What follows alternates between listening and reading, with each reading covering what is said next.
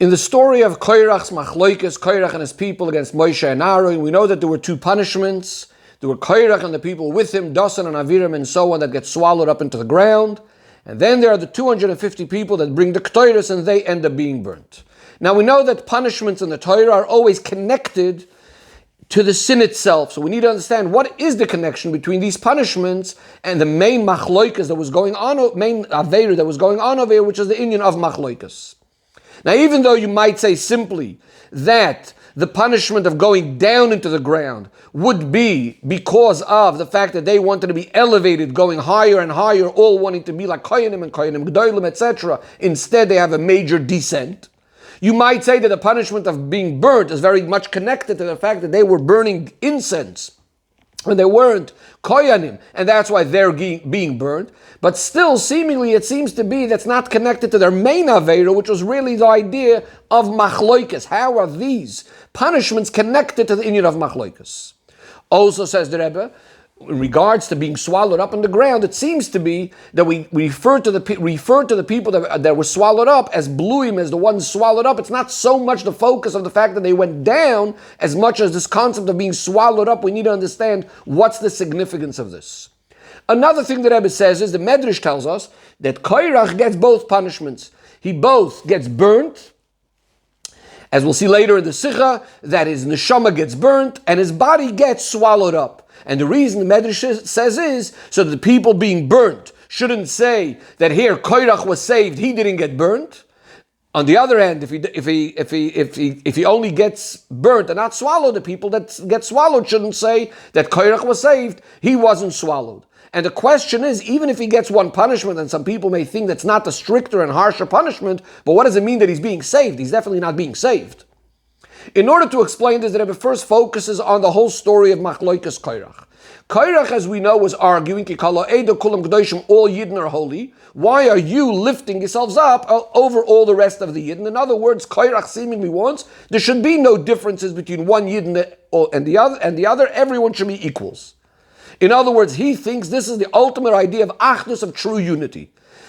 Yet we find that the Torah tells us that he made a very big mistake, and in fact, this was the biggest machloikas, and we always associate every machloikas with Korach's machloikas. How do we understand this? That Korach wants achdus, and yet it ends up being the biggest and harshest machloikas.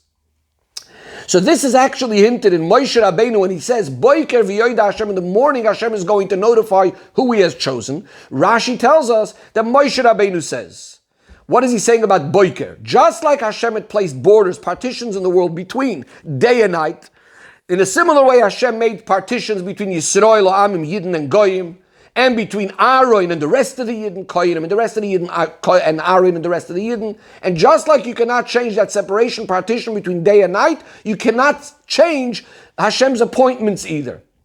In other words, Hashem created different levels within the Nivroim, within creations, and everything has its own characteristics, its own job, its own task, and how it's different to each and every one of and the other. And just like by day and night, it's only a proper day when you have both of them, day and night, each one doing its job. That's what completes one full proper day. The same thing is true with all creatures. When they fulfill their task for which they're created, that's when we have proper shleimus, completion in creation. On the other hand, if things are not fulfilling their tasks, what they're created for, rather trying to do things that are meant for others, then this causes major confusion and mix-up in creation. Now, just like it's within creation itself, the same thing is true within the level of kedusha that comes down into the world. We also have different levels, and the Rebbe is giving examples over here from the three areas of time, space, and Yidden. So in space, the Rebbe says, we know that in Eretz Yisrael, the Mishnah enumerates, there are 10 different levels of Kedusha in Eretz Yisrael, starting from Eretz Yisrael being more holy than everything else, all the way to the Kodesh HaKadoshim. We have in the year, we have weekdays, we have Yom Tif, we have Shabbos, we have Yom Kippur, and so too by Yidden, we have Koyanim, Levim, Yisraelim, you have a regular Koyan and a Koyan Gadol, you also have 600,000 Yidden, each one being his own unique self with his own Avodah.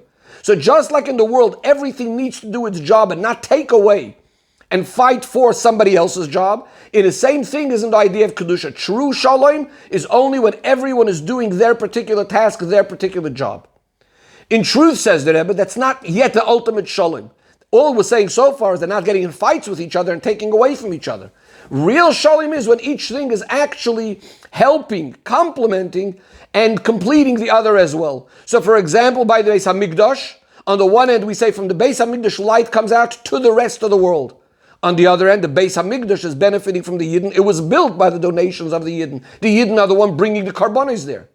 Shabbos and Yom Tov, they give to the rest of the week. But we also say, Yidden are the ones that create Yom Tov, they make the calendars, and Misha Tarach Be'erev Shabbos, someone that worked on Erev Shabbos, adds to Shabbos, has what to eat on Shabbos, and brings Kedusha to Shabbos. The same thing with Yidden. On the one hand, Koyanim are giving to the Yidden, Birchas Koyanim and the like, but there's also the concept that we have to sanctify the Koyanim, V'kidashte, we give them the honors, to bench first and so on, but that also means we're giving him more Kedusha. Says the Rebbe, this is the true Shalom when everything is adding to each other, and then we have a whole proper unit and a whole proper body where everything is complementing each other. Now, says the Rebbe, this sort of shalom, this is still when we're speaking as far as creation is concerned. However, there's also the darga of Kedusha, the way it's completely in its highest source, within the essence of Hashem himself, where of course there is no division at all, and there's Achdus Pshuta, pure oneness. And this would be expressed in somewhere like the Kodesh HaKadoshim, for example, where we say, Mokim ha'orein einim in Amidah, there's no space even. And we also know the Kohen Gadol himself, he represents the highest level of Kedusha within Yidden, and so too on Yom Kippur, the highest and greatest and holiest day of the year. This is where you have, and the Kohen Gadol coming into the Kodesh HaKadoshim on Yom Kippur, this really expresses that highest form of Achdus, the way it's within Hashem himself, higher than division, and ultimately this filters down and impacts all the Yidden, even in their individual levels.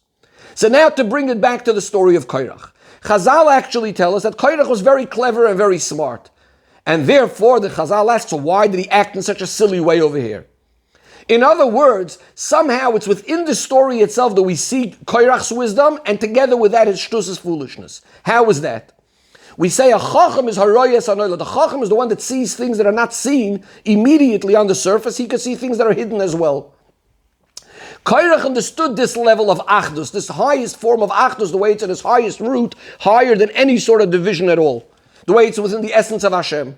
And how it's really going to be Nizgala La'asid Lavoi, when everyone's going to be serving Hashem as one. And this is what he was arguing. There shouldn't be any differences amongst Am Yisrael.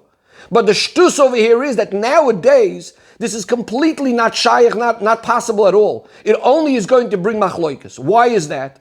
When we come along and we say everyone's holy, for example, everyone can come into the Kodesh HaKadoshim, everyone can bring Torahs, but not everyone is on that level.